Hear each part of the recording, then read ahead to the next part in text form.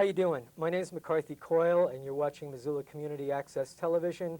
Today we're taping on the 28th of October. We've got 7 days till Election Day, and with us today we have the candidates for mayor, the challenger, Ed Childers, who's presently the treasurer of the city of Missoula, whose job will be phased out because of a reorganization of city government, and the incumbent mayor appointed last year, Mike Kadas, who's now running for a full term on his own. We're going to be moving right along, and I'm going to direct the first question to Ed Childers. Ed, what would be your first priority as mayor in terms of legislation or policy, whether for or something you want to change? Well, the most important thing facing the city of Missoula in the next few years is going to be having adequate revenue to fund the programs that we want to run. We're kind of in a bind. The state legislature put the cap on the property tax revenues, as you probably know, and we're going to have to either come up with alternative funding sources or we're going to have to cut programs sometime in the next few years. All right. Mike Kadas, priorities. I think the biggest issue facing the community right now is growth and how it impacts our community into the future. The biggest problem we have with growth is that we don't have a viable regulatory structure to deal with it, and that's particularly true in our zoning regulations. We adopted the base zoning law that we have on the books right now in 1932. It has been amended numerous times over. It's almost entirely incomprehensible. Any development that is proposed generally relies on a number of variances and has a number of conditions attached to it, and that is because the system fundamentally doesn't work. We need to change that. We need to change it so that we can have orderly growth, so that we can have growth that happens in concentric rings and produces infill and produces a city rather than sprawling. We need to do it so that we can encourage the development of new homes, so that we can increase the supply of owner-occupied homes, so that we can deal with affordable housing issues.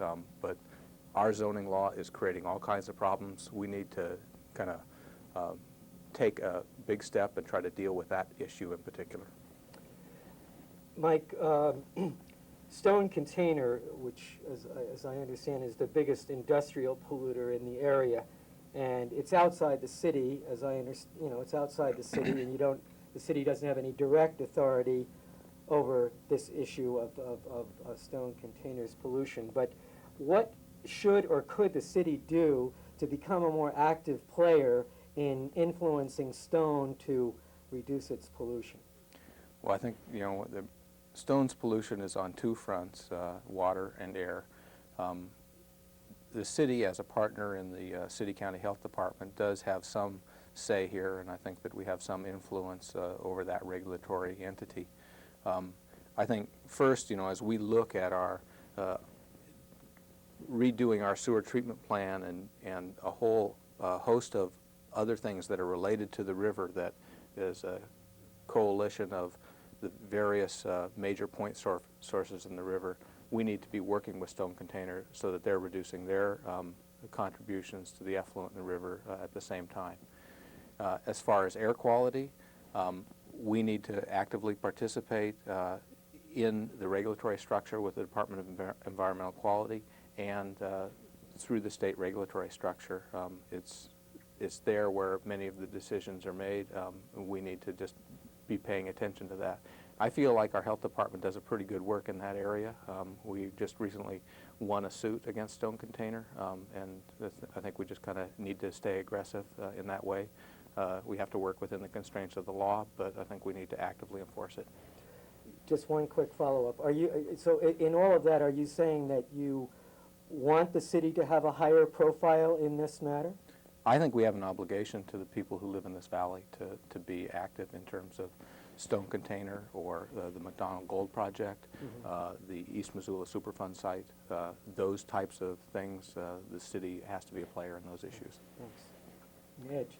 Well, as you said, Stone Container is one of the largest point source polluters, at least of the river in this area. The city is paying a penalty because point source pollution is being concentrated on as degradation of the river. Non-point source pollution, such as lost the word. See, I knew this was going to happen eventually. Septic systems. Wow. Pesticides that are put on farmlands, products that make things grow better. That word is going to come eventually. These non-point source pollution problems are not addressed in the plans that are put forward. The city has to increase its sewer plant capacity in part because of that. As far as Stone Container, if we can try to keep them to live up to the agreements that they've made, we'll be all right. Okay. And Ed, in terms of minority employment in the city, I did some checking, and it's my understanding that there's really no Native Americans working for the city of Missoula, and and we have a black sergeant in the police department. And do you think that in terms of a community, a city, and we're a community, that this lack of minority employment, including policy making, I'm assuming from a community sense that would have finally a deleterious, effect on the community, because different minorities don't see themselves, working for the city in positions and increasing positions of responsibility. Is there anything? How do you think about that, and how can we? Well, two things. One, I'm a little concerned about your sources. I think there's a Native American working in my office. I do think that concentrating on ethnic problems is going to probably highlight them and make them worse. If you can address such problems in a subtle manner, you're going to do a lot better than if you go after them in a big way. So one, you got to check your sources. I think you're probably wrong. And two, if there is a problem, it needs to be addressed in a subtle manner. Okay, my source was the personnel director, Fred Rice, but it may be that I posed the question to Fred in terms of policy-making responsibility, in a job of policy-making responsibility. But he seemed to suggest that the answer was none or next to none. I think that the city has made pretty significant, some progress in the area of minorities and groups that have traditionally been excluded. I mean, I think that we have 3 or 4 women in the police force, 1 or 2 in the fire department, a number in the main office. We haven't done as well with minorities. I think that there's certainly work to be done. I think it's something to be paid attention to. It takes attention, but I think that we have within the management team in the city, I think, the spirit to deal with that and try to move forward in a positive direction. I guess the other thing I think that we need to always kind of be attuned to is those parts of the city government that have a lot of public interaction, particularly the police force, need to be especially attuned to racial and minority types of issues so that we're doing our best to work with those groups and treat them all fairly. Just a quick follow-up there. Is there something in process now, are you suggesting, like in terms of the police department? I think in terms of the police department, we know whenever we go out and hire now, we try to make sure that we are not excluding women in particular, and we try not to exclude minorities. I mean, part of the problem is that, particularly in the case of minorities in Montana, because Montana is so white to begin with, we don't have a lot of people applying for those positions. Well, it sounds like then it sounds like then a larger problem and a larger potential. I was thinking, when I was thinking about this question, I was thinking about really big cities where at least where they've seen some results achieved whereby, for example, in big cities where there's been a big increase in the number of blacks on a police force, then they've seen in some cases, you know, better relationships then between the black community and the police force. So I was thinking that there's quite a bit of interaction in Missoula between the police departments and the sheriff's department and Native Americans in particular. So I think I was thinking of that minority in particular in terms of the police department. Yeah, and I think to the extent that we can find qualified Native Americans who are interested in working for the city of Missoula, we'd be interested in hiring them. Okay. Are either of you endorsing or working for any particular council candidates? That's always a dangerous thing to do for a candidate for some other office. I have made some contributions to some candidates. I've contributed to my friend and hunting partner, Dave Harmon. I've contributed to Linda Tracy's campaign because I think she has done an excellent job on the council of trying to bring people together and wrestling with some tough decisions and making some tough decisions on her own. I appreciate that hard work.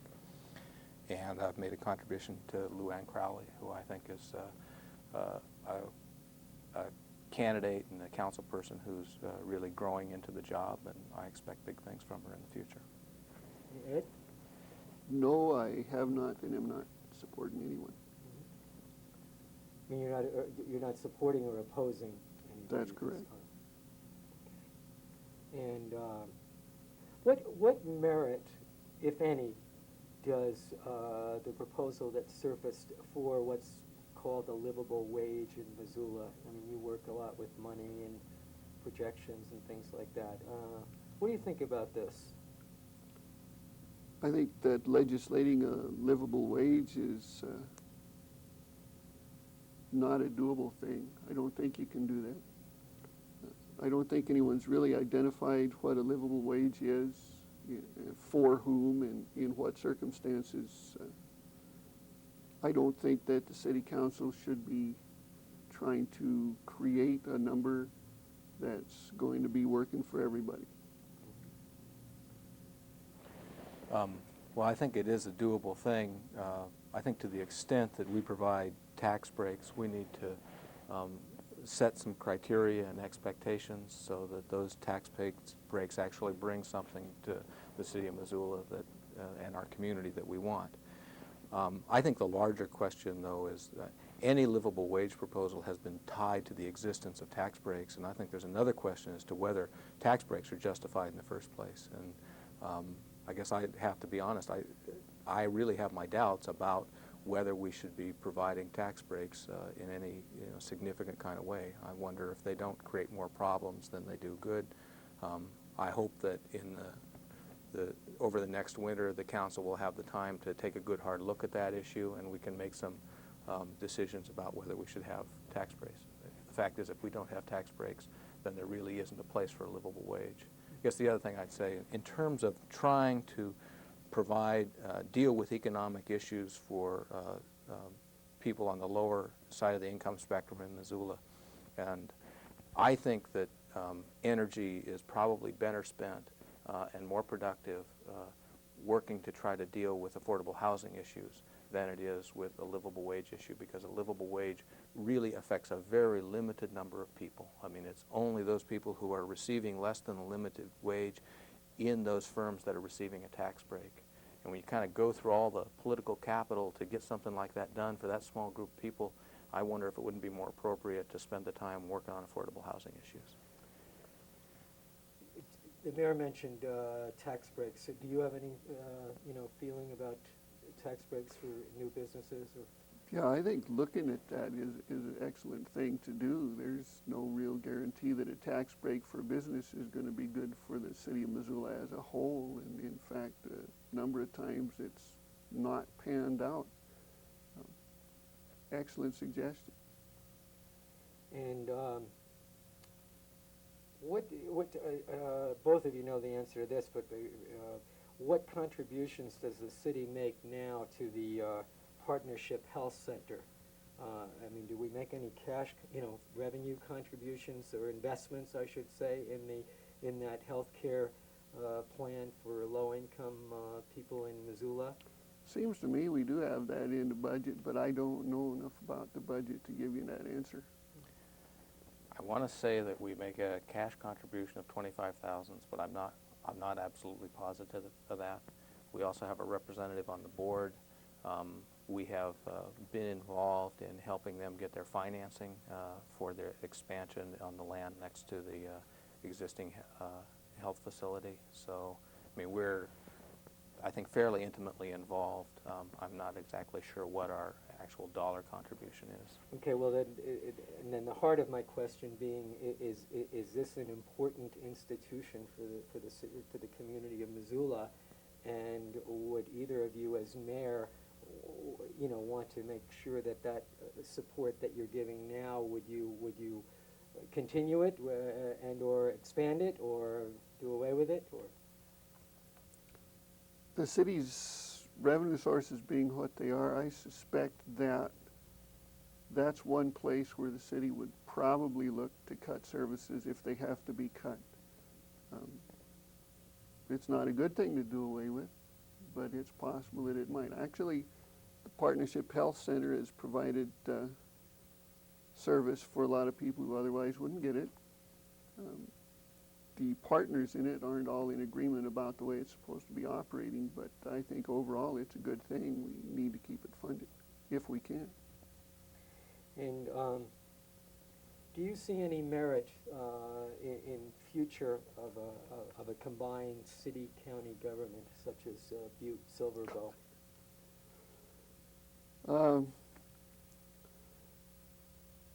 I've been in opposition to the combination of city-county governments for a long time, and largely because the city provides a type of service that county government shouldn't have to provide. We have more congestion, we have higher density, and all these things are the type of things that city government addresses because we have more services that need to be provided and more that we can do. Lately, however, and I certainly haven't switched sides completely, but I'm starting to see that there could be, in some instances, some good to come from combining the city and county government. Part of that addresses what people have been calling the DUSA, the Urban Service Area, which is sort of a way to address a combining of services without actually combining the governments. And that I don't think will work. I think there's a number of reasons why it will fail, but it's possible that in the next time we do a local government review, we'll be looking at the combination of governments more closely. A follow-up to that before we go over to Mike Kadas then is, lately I think it seems to have been clear to most of the community that the county commissioners have been in serious disarray. And have you had the opportunity, or do you have any suggestions, or have you had the opportunity to talk to any of the commissioners about getting their act together? No, I haven't. A mediator sounds like a good idea from what I've seen. I haven't talked to them about their problems. It's obviously not a good thing for the county commissioners to argue any more than it would be for the city councilmen to be at each other's throat, and the less of that happens, the better off we're all going to be. Mike Kadas. First, with respect to consolidating city-county government, I think that to a fairly large degree, we've already done quite a bit of that.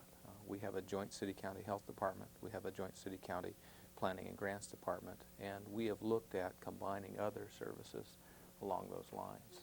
Such as? Areas that have potential and have been talked about in the past have been public works, police and sheriff. So, there's other places, we might be able to do risk management together, things like that. I think that if it ever does happen... Excuse me, Mike, what is risk management? That's to try to lower our risk to employees, our liability.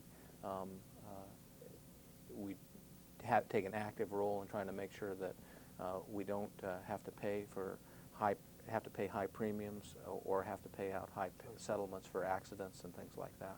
Broke your train of thought, sorry. You sure did, McCarthy. So I think that if consolidation is going to happen, it will probably happen in that kind of a way. It will be an evolutionary thing. I think that it would be difficult to just go in and combine the two entities all at once. The other concern I have about it is that municipalities have a stronger ordinance-making authority than do counties, and I wouldn't want to lose that in a combination.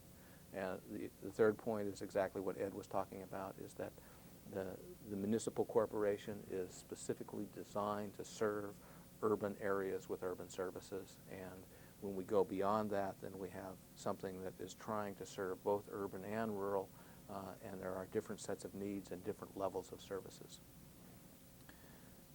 Regarding the commissioners, I do work with the commissioners on a fairly regular basis. I'd say at least once a week I'm talking to at least two of the three. I think that they have the they have the ability to work together and to get their problems resolved. I think that the mayor plays a role in that, in trying to help find ways that the city and the county can work together and look for opportunities, and try to keep communications open, and set an example for kind of civil behavior. I think that that's something that as participants in governing, we all need to keep in mind and work at. I mean, ultimately, they're going to have to sit down and work it out. I think they're quite capable of that. I think it's to the city's benefit that they're able to do that. Well, I would be less than forthright if I didn't say that I had suggested to the commissioners that while I thought it was also a good idea to, perhaps a good idea to hire a mediator to see if they could work some of the rough spots out of their relationships, but that ultimately the citizens were the mediators finally, and that there are, election laws that allow us to mediate. Absolutely, but I think you got a 2-year cycle that you have to work with, and so what happens in the intervening 2 years if you can't get along? I mean, you've got to, I think when you're elected, you've got a responsibility to try to bridge the gap and be civil and work for the common good of the community, and that's what I think is most critical. And sometimes you may have to back off from your position a little bit, or maybe, I don't want to say back off from your position, but back off from the way you're presenting your position, and you can still be true to yourself, but you might have to say it in a little bit different way. And I think that's just part of the responsibility of, once you take one of these offices. And just to clarify, I was suggesting that the citizens needn't wait for the 2-year cycle to be complete. I mean, we could mediate before that if we chose to do so through a recall election, for example. It takes a real crisis, I think, to precipitate a recall, and I wouldn't describe the situation that they're in as a crisis of that magnitude at this point. Okay, thank you. Ed, neighborhood councils. Were you a supporter of neighborhood councils when we did our, city, governmental reorganization plan? No, I was not. Right. Now that they're here, as it were, and what would you recommend to have them succeed in their, what we hope is their mission? Well, I think the city's progressing on as good of a tack as it's going to make. They've got someone that's going to try to get the neighborhood councils started. It kind of surprises me that I haven't seen more activity on the neighborhood council front than I have. I really haven't seen any neighborhood council groups trying to form. There may be some, but the city clerk couldn't tell me of any last time I asked her. People voted to have neighborhood councils, and I think they deserve to have them, but they're going to have to do them largely on their own. I think that's the only way they're going to work. They can't be forced on anybody. And money-wise, since they're here, let's say if you had the money, if you had an excess of money in your city budget, and looking at it, strictly on did, if you had some discretionary money, do you think that the money that the city has provided for neighborhood councils now is sufficient or insufficient to help them succeed? I don't think money is going to help them succeed. I think that what's been allocated is probably more than enough, and I don't know how much will be allocated next year. It depends on what happens this time. Neighborhood councils. I don't think any more will be allocated next year. The council allocated, I think, $30,000 for a year and a half period, which I think is plenty adequate. I agree with Ed. If they're going to work, they really are going to have to be self-generating in the long run, and I think they can be. I think, given the way neighborhoods work, there will be times when I think you'll see a neighborhood councilor flounder and have a difficult time, but eventually an issue will come back to that neighborhood, and that will bring the institution back together, and it'll grow again. And that's that kind of a organic way is how I see neighborhood councils growing and functioning. I think that it's okay for the city to go in and say, okay, we want to get these started. I hope at some point then we step back and let them kind of take on their life of their own. I don't think it works for the city to be the main instigator here. I think that it really has to come from the grassroots if they're going to work over the long term. Also, I mean, in terms of the role, I think that's really up in the air.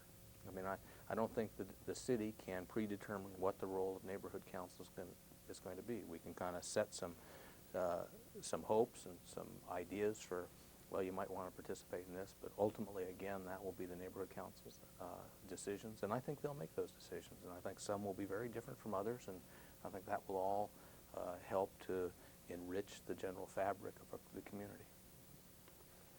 And let's move to affordable housing, and I'd like to, I mean, there seems to be such a differentiation now, I mean, in the whole political atmosphere during this campaign, meaning the city council, the new party, Citizens for Common Sense Government, and there seems to be, first of all, a wide difference between what one part of the community thinks is affordable and what another part of the community thinks is affordable. So within that context, I'm someone who's always looking for affordable housing, and there's a lot of, to me, I mean, that's a part of the community that I move in which there is a great deal of need for more housing opportunities, and the ability, let's say, for example, sweat equity investments and things like that.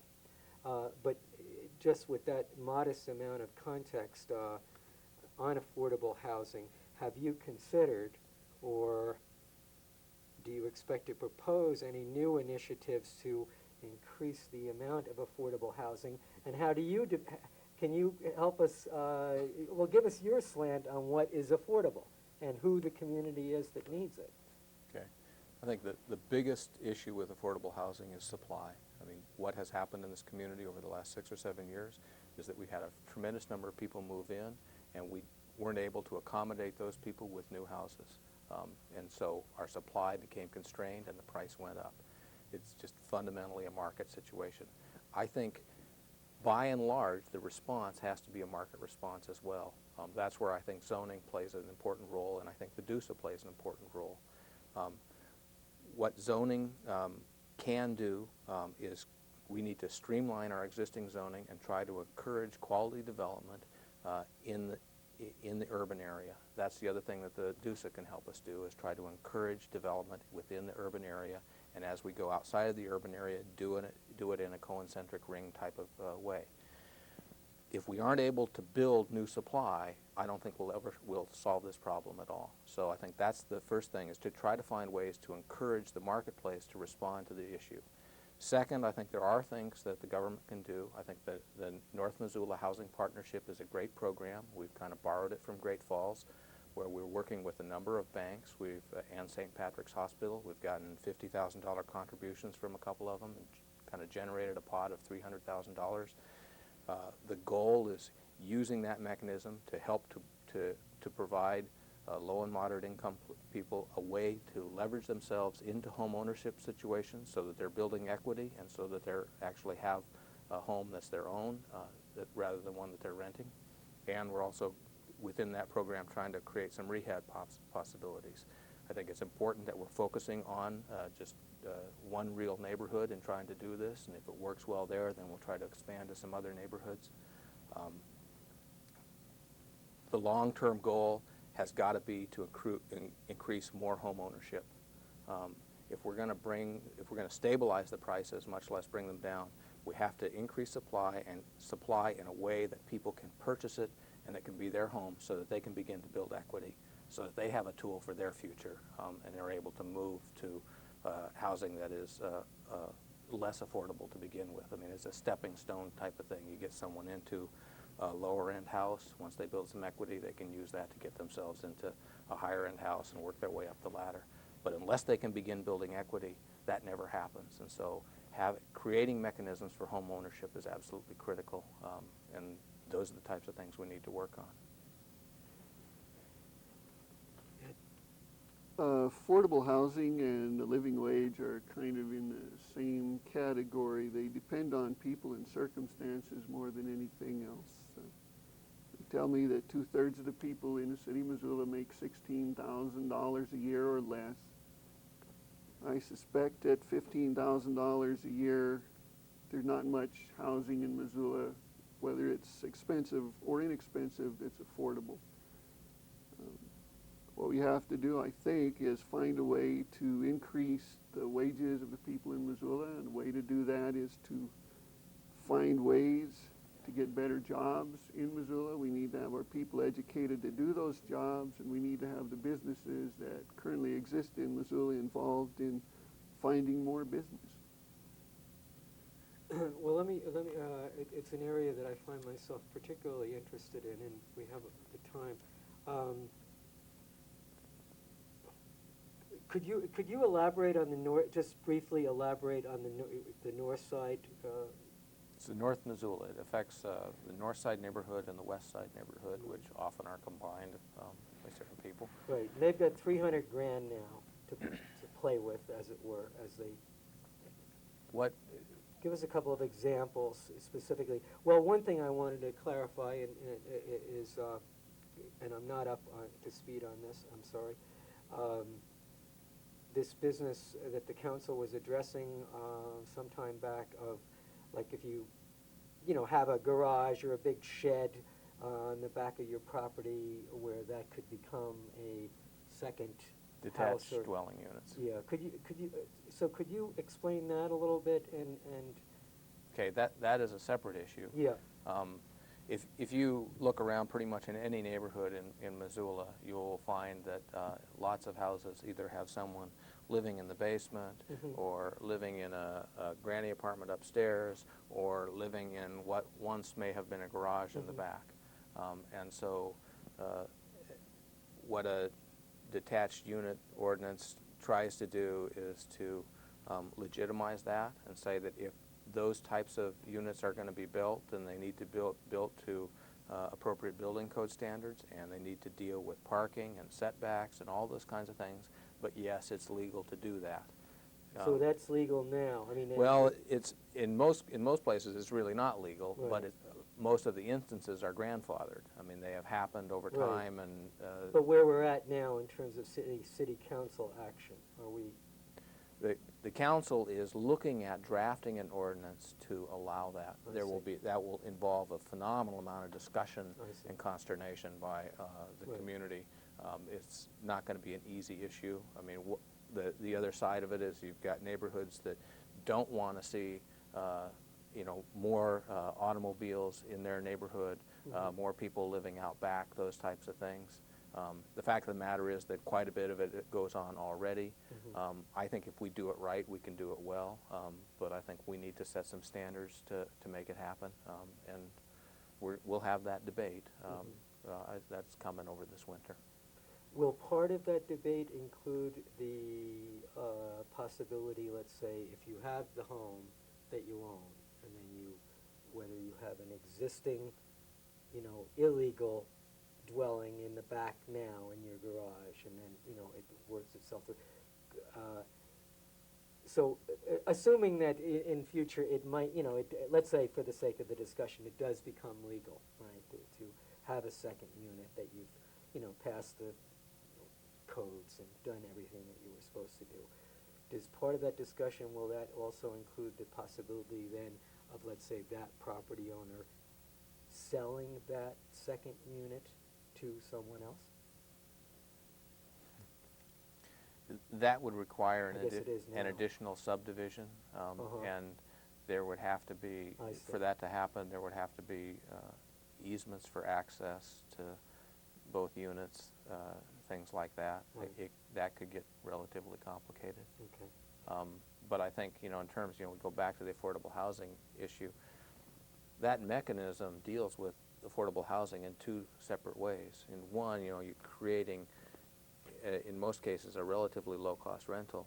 In the other case, you're creating an income stream for the person who is trying to buy that lot with the two houses on it. And so it makes the mortgage payment not as onerous as it would be otherwise.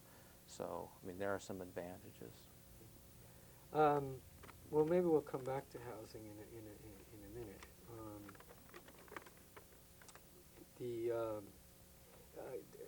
The Missoula governmental situation has been called, a weak mayor, strong council form of government. Now, I was a political science major, so, and I remember the broad outlines of what that is, but you can put that in context if you wish, but if we consider this a form of government in which it is a weak mayor and a strong council, what kind of power or authority do you, let's say, as a would-be mayor, do you think would be important to have in this community, in the mayor's office, that does not have now? Or it doesn't have now. I guess we're not really a genuine weak mayor government. We're a charter government with the features of a weak mayor, strong council government, which means, I guess, that the mayor can hire people with the advice and consent of the city council. Budget has to be approved by the city council, those kind of things. Mayor gets to veto. 2/3 vote of the council can override the mayor. I don't think that the mayor needs more power than that. I think that's quite a bit. I think that's adequate for the needs of the city of Missoula. Well, I think this weak mayor label is inappropriate. And that's how it's labeled in the state statutes. Right. If you compare our situation with situations in other states in the country, what we have is a strong mayor form of government. A weak mayor form of government, every place else, is where the mayor sits on the council as a council member and has no more vote than a council member, and a city manager manages the city. That's how many cities in Montana are. Missoula isn't. Our mayor has veto power, is the chief executive officer, is responsible for hiring. The council does approve some of the key positions, the city attorney, public works director, personnel director. A couple of those, require approval, finance officer. But generally, in most cases, that's pretty much a rubber stamp. We include the council in the selection process, and so they've kind of walked through selecting those positions with us to begin with. But I think really, realistically, we are a strong mayor form of government. We have been for some time. But the only reason people say that we're a weak mayor form of government is because that's that's the label that it has in the statute, which really doesn't match up with what everyone else thinks a weak mayor form of government is. So,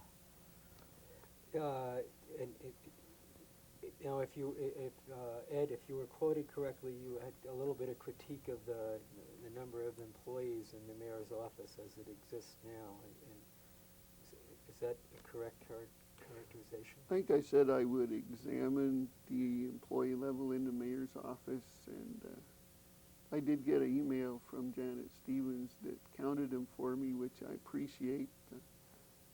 We have, in addition to the employees that Janet counted, a separate office. It's a communications office. This person is a one-person office there because the mayor's office wanted that person to disseminate information largely at the behest of the mayor. I count that person in the mayor's office crew.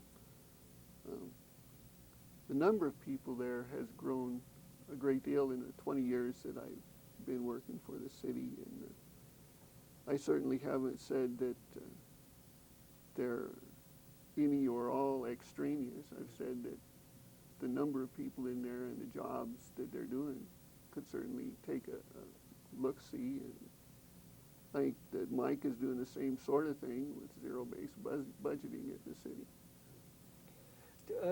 Refresh us, and you have opportunity to rejoin if you want, but you're a money man. Tell us again, what is zero-based budgeting? Well, that's really Mike's thing. It's a start over at the beginning, look at a department and see whether the functions that are being done by the department are things that need to be done, and if they're being done in as conservative a way fiscally as they can be done. I think That's pretty good. close enough. Yeah. Okay. What I have proposed and what we're implementing this fiscal year is that in the next budget cycle, we will zero-based budget 3 or 4 departments or divisions. We will. Take us through the process a little bit, though, when we say, I mean. Well, let me explain. Yeah. The process now is incremental-based budgeting. So we do that for the whole system. We kind of take last year's budget and then we add to it. I mean, that's about it. So in other words, you start out with last year's budget, and then the department comes in and says, well, we need 2 more people, or we need this piece of equipment, and you consider that rather than the entire. Or the costs for gasoline have gone up, and so we need Right. this much money for that. Right. Okay, and that's the standard way of doing budgeting, and I think that there's lots of good sense to doing it that way. But every once in a while, I think it's important to go back and look at the particular entity that you're budgeting for and start at ground zero and say, okay, what is your mission?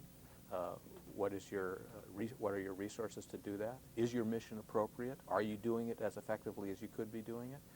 Should we change your mission, take away from it, add to it?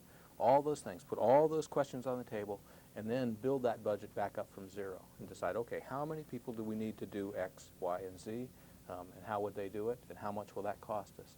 And so what I want to do is do that for a couple of departments every year for the next 5 or 6 years so that we work our way through the whole organization and have that kind of a look at everything that we do.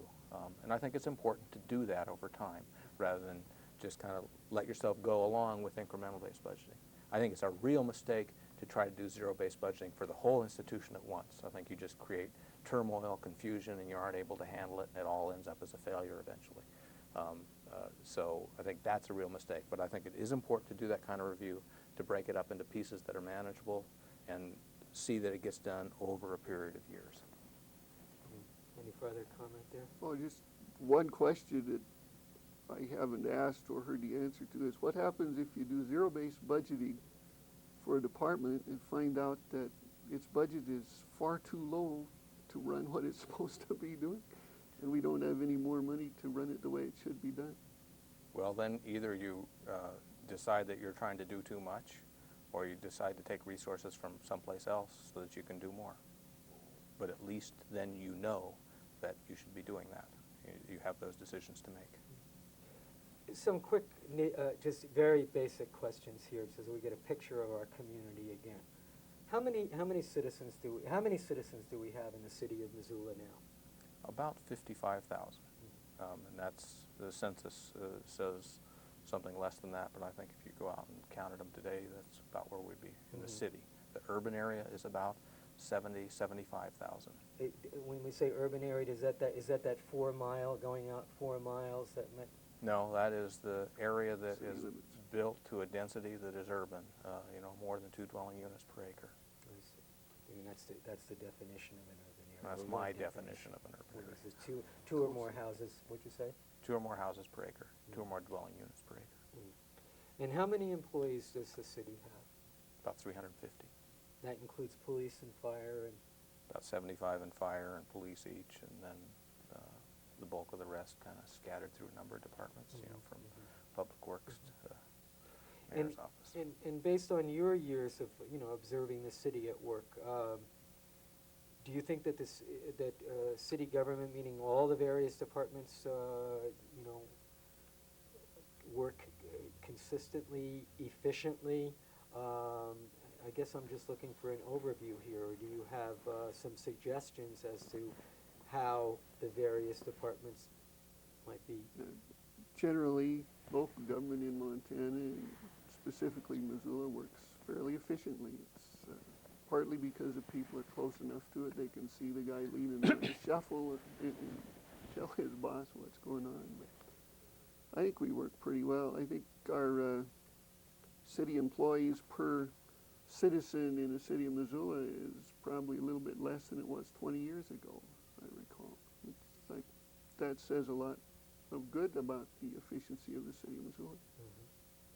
And McCarthy, if I can just add to that, I mean, I've been mayor for a year and was not really involved in city government prior to that. And I'm really impressed by 2 things. One is the dedication of the vast bulk of city employees. I mean, their real dedication and concern to the community and the city of Missoula, the whole area, and wanting to serve that community.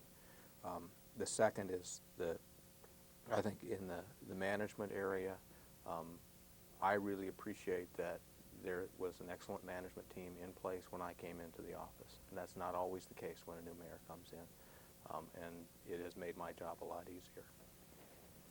And did you? Oh, you didn't get it. Or I guess you answered it I in just another did. way. You're satisfied with the amount of power, meaning power to get things done, or whatever, within the mayor's office, within the structure of the law, or is there something? If you could produce a magic button and create an area of authority, and I don't mean necessarily over the government per se, but policy making or initiatives that, or are you satisfied with what you've got? Well, in terms of the legal structure, I'm satisfied. I think a mayor really creates his or her own power in a lot of ways, and you do that by working with all the various constituencies and groups, including the council, and try to essentially give them power, and by empowering them, the mayor gets more power and you can move the community along. I think that, regardless of how much legislative authority a mayor has, a mayor is in a position that he or she can bring people together and create synergies that are positive for the community, and that's really what a mayor ought to be focusing on, is trying to bring the right people together to develop solutions and to move things along. And I'll work hard at doing that. I was surprised a couple of weeks ago to wake up and there was a headline, well, I think it was the main headline in the Missoulian that said, county commissioners to consider or offer on the table from Denny, Washington to buy up all the surplus county land. You saw that headline? Did you see that headline? I reacted I was very surprised. And I was surprised for a number of reasons, but number one, I was surprised at the news itself. I mean, because down in the subtext of the story, it said, one of the commissioners, I forget whom, said, oh, well, we've had an offer on the table one way or another for some time now. And as a citizen, I thought to myself, well, that's a pretty big, deal. If one individual or a corporation is making an offer to buy up all of the surplus county land, and if that's been in their offices over there for some time, how come I didn't know about it for quite some time, as long as they've known about it? But that leads me to this question. Does any of that county surplus land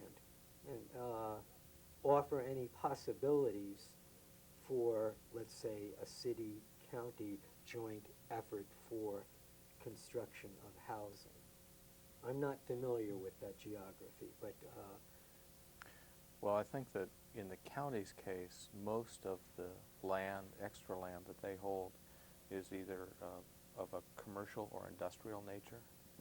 And so as far as housing issues, I don't know that there's a lot of potential there. I think, you know, in addition, the county is in the position where they own quite a bit of land here, much more than the city does. And you know, I think that's been a management issue that they've evolved to over the years. You know, I wouldn't be surprised to see them selling some of it. I guess I'd be concerned if I saw them selling it all to one entity, but to some degree, I think it's created some headaches for them. You mean the surplus land itself, or the issue of? Having that land, and they had to buy it and they had to pay for it, and so there's a cash flow that's dedicated to paying for different parcels. Yeah, it's, anytime the government has land and it gets rid of it, it's gone, and it's hard to regain the land that they have. But any land that the government owns doesn't pay property taxes. So it's a drain on the resources of the people that are paying property taxes. So you'd have to look at what they have for sale and see how much they're going to get for it if Mr. Washington would like to have it. What about the university as a partner in housing development? I mean, over the last several years, they've built, you know, quite a bit of new housing, you know, for I guess it's mainly family housing. I think. Well, they built new dorms, but you know, extended their family housing. And I had posed this question a couple of years ago. Isn't there an, I mean, since we're a community, isn't there an opportunity there, even in cost savings and planning, if there wasn't, you know, the next time they go, you know, see a need to expand, that we conjoin, you know, the city and the university? Is that worth exploring? And the city would build what? Well, I mean, in other words, let's say if the city is interested in increasing the stock of quote affordable housing, and the university has a need again to expand its housing. I'm wondering if there are any savings to be made, both in investments and bonds and things like that, in which the city and the university might go in together on a housing It's initiative. possible, but you're assuming that the city is going to be building houses, I think. And I don't think we're going to get into that.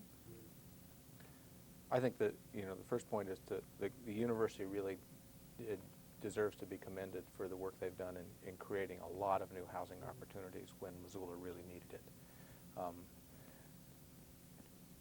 I don't think the city is or ought to be in the position of building and owning housing.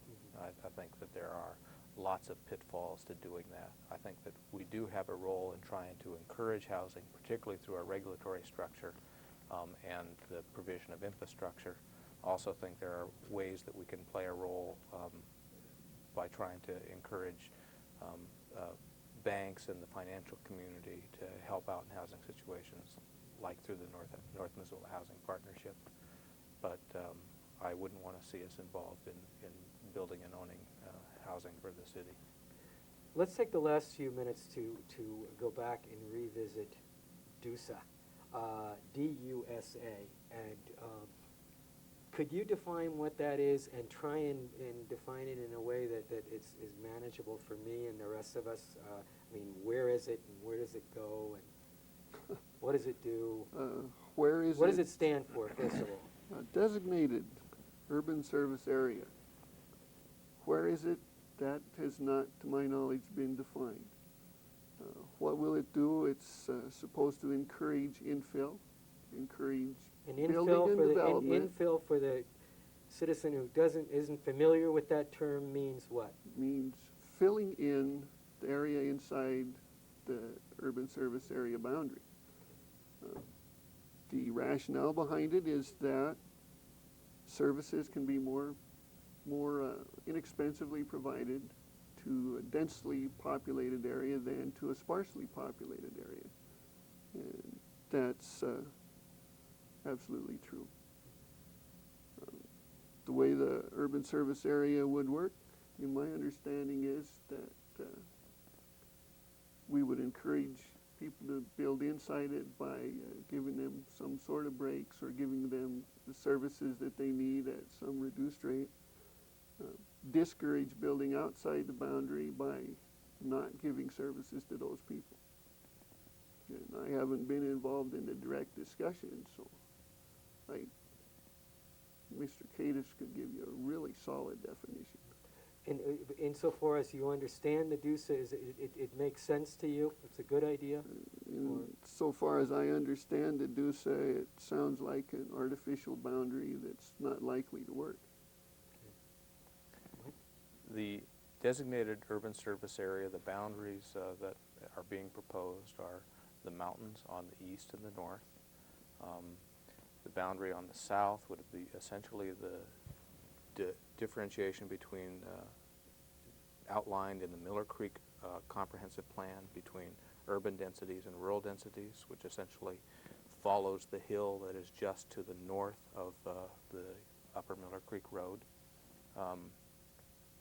Then bounded to the west by the Bitterroot River, taking in all of the target range area, and then out to out Mullen Road to about Elmar Estates, following the Clay Hills to the north above Grass Valley, taking in the Y, and then back along the freeway with fingers going up Butler Creek, Grant Creek, and the Rattlesnake.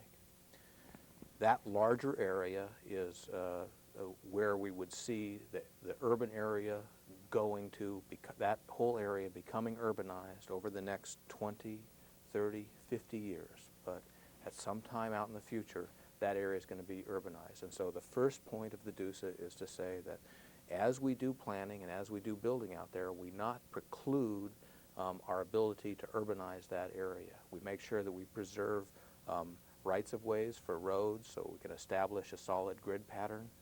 We make sure that we do subdivisions, we do things like shadow plats so that even though an individual is dividing something into a 1 per 10 acreage, a 1 house per 10 acres, that underneath that they could develop it actually into lots, you know, when sewer and streets and everything else became available. Not that they would do that now, but that over time we don't preclude our options to urbanize that so that we have sensible growth over the long term. Then within that area we would have a smaller area for immediate development, and that would be an area, say, just a couple of blocks to the west of Reserve Street. And that is an area where we would be saying, okay, we really want development to happen. This is a short-term kind of a notion. We want the development to happen in this area. We want to or within the existing urban area. So we want to concentrate the development in a way that we create an urbanized area, that we create something in the neighborhood of 4 to 6 dwelling units per acre, so that our provision of resources is cheaper, so that our provision of infrastructure is cheaper, and so that we're not doing leapfrog and we're not doing sprawl. All those kinds of things are expensive for us to provide services. We would have to constantly be reviewing that line in particular. We build a mechanism so that we review it every 5 years at least, and then as it reached a certain build out, say 70%, then we would move that line out and we'd say, okay, now here's the next concentric ring. But that it would provide a planning mechanism. I think that it's a planning tool for the long term. It also is a tool for the short term. It gives the community the ability to say, okay, where do we want the development? And here's how we're going to help make it happen through the provision of infrastructure. And it provides incentives to the development community to say, okay, here's where the community wants the development, and it's going to be easier for us to put it here. It's going to be more cost effective for us to put it here, and so we'll do it here. Our directors in the studio are telling us we've got 2 minutes to wrap up. And Ed Childers, why don't you take the first crack at finishing up and telling the folks why you want to be mayor? Well, I just want to be the mayor. I think it'd be a good thing. I think I provide an administrative level that would be helpful to the city of Missoula. I think I provide a lot of good stuff that the city needs. I think it's just flat going to be fun to be mayor for 4 years. Go ahead, Mike. It is fun to be mayor. I have enjoyed it greatly for the last year that I've done it. I think Missoula has a number of major challenges that are facing us in the next 5 to 10 years. I want to be a part of keeping Missoula a great place to live. I think the kinds of things we're talking about with respect to growth are things that we have to do now. If we wait, we will find ourselves looking like so many other Western communities, big sprawling areas with strip malls. It's expensive to live, and in a lot of ways it's not as fun as it was to live in the community that we knew 20 years ago. So I want to make sure that that doesn't happen to Missoula. I think that I have the skills to help bring this community together and deal with the difficult problems, put together the groups that are wrestling with those and come up with solutions. I think I also have the skills to deal with the difficult fiscal times that we're going to be facing. All those decisions are not going to be easy, but I think that I can work with the community and the council in ways that will move us forward, that will make Missoula a better place than it is now, and preserve the things that we like about where we are today.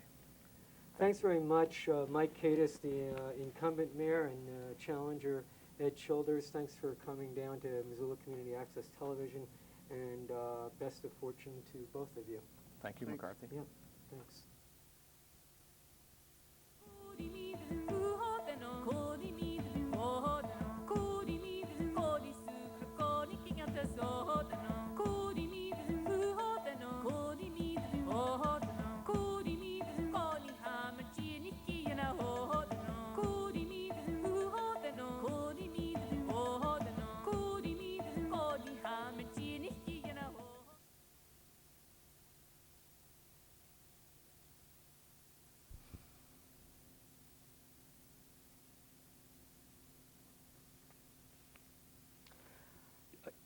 Just like to share with you an essay that I recently read. Well, it's the current issue of The Nation magazine, dated November the 3rd, 1997.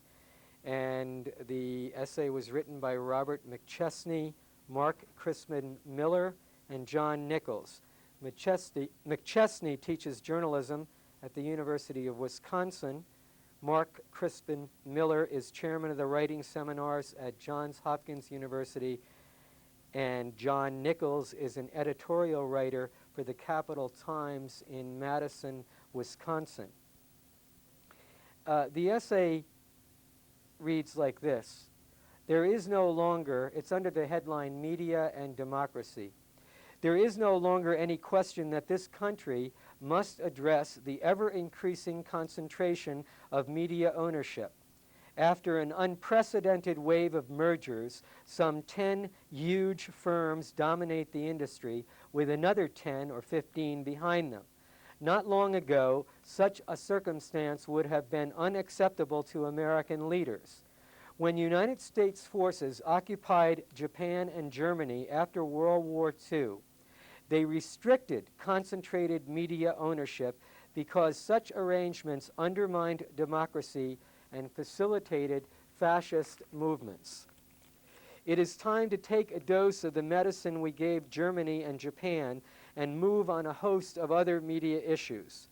While the left has been quick to organize around social inequality, the need for healthy unions, and the bogus system that has converted our elections into auctions, it has all but ignored the importance of media reform. This is an issue that is absolutely vital to democracy and that only the left can address, says Representative Bernie Sanders of Vermont.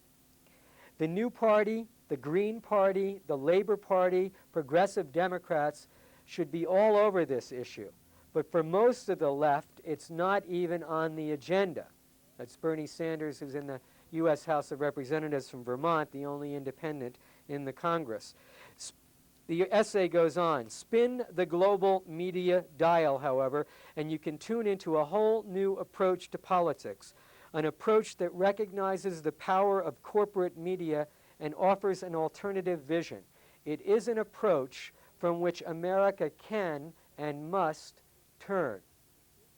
In New Zealand, Pam Corkery left her job as one of that nation's top broadcast journalists and last year won election to Parliament on the ticket of the Alliance Party, a newly formed left-wing coalition that surprised observers with the strength of its showing.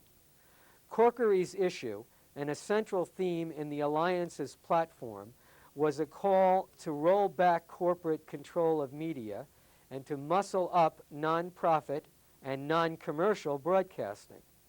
After her election, she declared that the battle to reassert popular control over the media is, quote, at the very least, a human rights issue, close quote. The Alliance Party in New Zealand has focused national attention on the death of journalistic competition following the 1996 sale of a publicly owned network of commercial radio stations to Tony O'Reilly, a Heinz executive who is rapidly building an international media empire. O'Reilly already owns the largest newspaper in New Zealand, the New Zealand Herald. And after purchasing the privatized stations in key New England, O'Reilly quickly moved to buy up the remaining major radio stations in key New Zealand markets. That move was followed by decisions to lay off staff, weaken competition among media outlets, and give notice that the O'Reilly stations were unlikely to continue purchasing news from Radio New Zealand, which is comparable to NPR. The Alliance in New Zealand has dogged O'Reilly's every move with calls for hearings, debates, and investigations. Outside Parliament, the coalition has turned anger at O'Reilly's actions and at cuts in public broadcasting expenditures into an organizing tool. In so doing, the coalition has raised profound questions about the wisdom of the privatization of Television New Zealand, which remains publicly owned. So successful has its campaign been, in fact, that the New Zealand Labour Party, which for years had supported privatization, has indicated that it will oppose any further media privatization. In Canada, just months after the Alliance's New Zealand breakthrough, the New Democratic Party in Canada more than doubled its number of parliamentary seats from 9 to 21 in the elections of last May. The New Democratic Party platform was thick with calls for breaking up the Canadian corporate media chains and for expanding the Canadian Broadcasting Corporation, Canada's public service broadcaster. Says Sven Robinson, a New Democratic Party member of Parliament, quote, this neoliberal right-wing takeover of the media is something that people are aware of and they don't like it. But the old line parties aren't willing to address the issue. This is what is going to distinguish new line parties all over the world. A willingness to talk frankly about issues of media control and to propose an alternative to what's happening. In Sweden, the Left Party, a socialist grouping that holds 22 parliamentary seats, is sounding even more radical themes, with calls for abolishing all advertising on radio and television and for an aggressive program of subsidies to maintain a diverse range of viewpoints in the print media. The Australian Democratic Party has worked closely with media unions to develop a grassroots campaign against cuts in public funding for the Australian broadcasting system. One of the few hopeful signs of movement on media issues in the United States is a modest level of union interest. The United Auto Workers, for example, has invested in a project that seeks to develop a populist, pro-labor media network. Says Jim Hightower, whose Hightower radio program has growing union support, quote, I'm not saying that setting up our own networks is the solution to all of the problems we've got with the media, but it's a damn sight better than anything we've done up to this point, close quote, from Jim Hightower, former agricultural commissioner in the state of Texas. A current possibility, the essay continues, for moving a media agenda forward is President Clinton's Advisory Committee on the Public Interest Obligations of Digital Television Broadcasters, formed last March. Ostensibly, it is the job of this ad hoc group to come up with requirements that the FCC must somehow force on those few giant multinationals that have been given at no charge and with no public discussion. And if I may break in here with my own 2 cents, that's true. There's a vast expansion of commercial owners, and they're wallpapering the system with money over networks and airwaves that belong to the public according to the federal law. Ostensibly, it is the job of this ad hoc group to come up with requirements that the FCC must somehow force on those few giant multinationals that have been given at no charge and with no public discussion the lion's share of spectrum space for digital broadcasting, which will soon become the television norm. In fact, the purpose of the committee is to help the president pretend that this appalling giveaway will benefit the rest of us. This committee, therefore, should be reconceived and its assignment broadened to entail real consultation with the public. We could move more vigorously on television advertising targeting children. Sweden has banned such ads. We should also consider taxing advertising to subsidize a fully non-commercial public radio and television system. And we should move on campaign finance reform in a way that will allow media monopoly to become an issue in American politics. Quote, there are a whole set of monopoly issues that need to be talked about in this country, but that are neglected, at least in part because of a campaign finance system that allows special interests to buy silence with their contributions, and media monopoly is a part of this, says Senator Paul Wellstone, the sponsor of a campaign finance reform bill that would require television stations to provide free, uncensored broadcast time to candidates. One of our most important challenges is to make media relevant for a vibrant democracy. The left in much of the world has accepted this challenge. It is time for the United States to join the fight. That is an essay by Robert McChesney, Mark Crispin Miller, and John Nichols entitled Media and Democracy in the November 3rd, 1997 issue of The Nation magazine. And there you go there, The Nation. I'm McCarthy Coyle, and you are watching Missoula Community Access Television.